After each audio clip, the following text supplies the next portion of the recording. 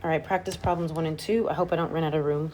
First thing we're going to do is we're going to write these vertically. So we have 6 and 2 over 7 plus 7 and a half. I need a common denominator. I'm going to multiply. That's 14.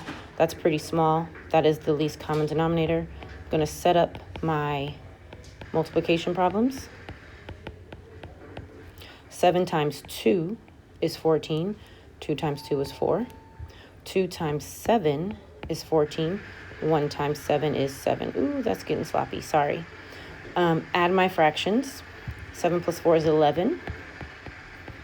Add my whole numbers. 6 plus 7 is 13. And I'm done. So this was an easy one.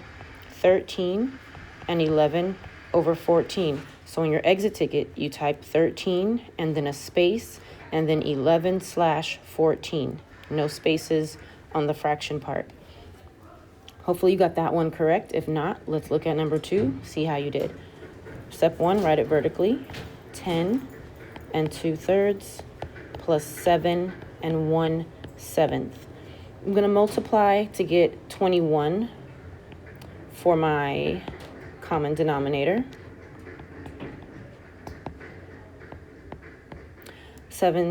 3 times 7 is 21. 2 times 7 is 14. 7 times 3 is 21. 1 times 3 is 3. Now I can add my fractions. That's step 2. 14 plus 3 is 17. Add my whole numbers. 10 plus 7 is 7. This is a regular, easy example. I am finished. You're going to move on now and try practice problems 3 and 4. I'm pretty sure one of these is a hard one, so you should have to do step 4 for one of these.